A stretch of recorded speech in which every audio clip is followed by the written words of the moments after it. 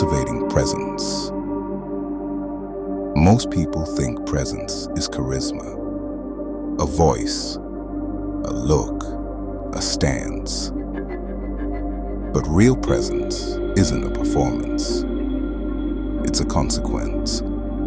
Presence is what happens when your mind is where your body is, when you're not split in half in the room, half in a fear, half in the conversation, half in a fantasy, half in your work, half in a future you haven't earned. You can't fake that wholeness. You either have it or you're leaking, and the world can feel it.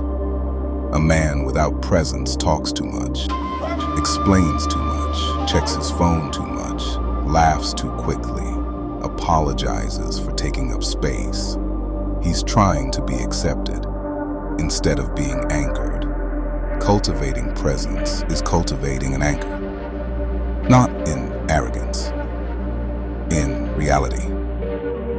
It starts with a decision. I will not abandon myself to make the moment easier, because that's what distraction really is. Self-abandonment. You don't scroll because you're bored.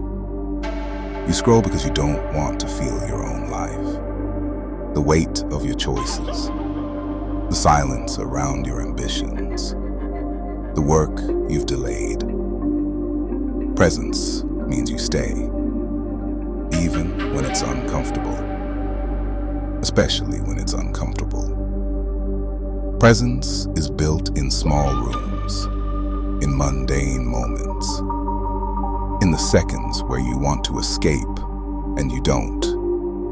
It's built when you wake up and you don't reach for a screen, when you breathe first, when you stand at the sink and feel the water on your hands, when you walk outside and notice the temperature on your skin, when you listen to someone without rehearsing your reply. Presence is trained attention, and attention is power. Whatever you give your attention to grows. If you give it to noise, you become noise. If you give it to comparison, you become insecure. If you give it to lust, you become impulsive. If you give it to fear, you become small. But if you give it to your craft, you become dangerous in a clean way. This is the difference between men who are respected and men who are merely tolerated. A respected man doesn't need to dominate the room. He just arrives, and the room adjusts. Not because he's loud, because he's clear. Clarity is presence. So how do you cultivate it? First, remove the constant exits. Stop giving yourself 1,000 doorways out of the moment. If you're waiting in line, wait. If you're eating, eat. If you're working, work. Your attention has to learn that it can't run. Second, slow your movements down, not for style, for honesty. Speed is often anxiety in disguise. When you move slower, you expose what's underneath, and you start governing yourself. Third, speak less. Say what you mean, then stop. Most men talk to fill space. A present man speaks to place something in the room, and he doesn't chase it after. Fourth, practice eye contact like it's a discipline. Not staring, not intimidation, just directness. I'm here. I see you. I'm not hiding. Fifth, keep promises to yourself. Nothing builds presence like self-trust.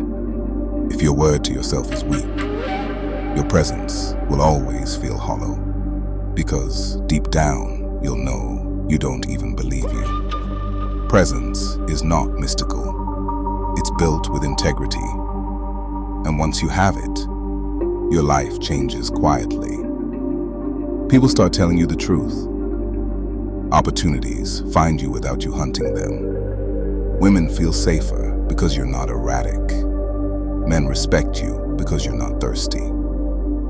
Your work improves because your mind stops fragmenting and you start feeling something rare: authority over your own nervous system. You don't get pulled as easily. You don't react as quickly. You don't chase as blindly. You become deliberate. That's the goal. Not to be seen, to be solid. Cultivate presence the way you cultivate strength. Daily, unsexy, repetitive. A few minutes of stillness, a few moments of restraint, a few acts of follow-through. And one day you'll look up and realize you don't enter rooms hoping to be accepted anymore. You enter rooms bringing something: calm, clarity, gravity. Not because the world gave it to you, because you built it in silence.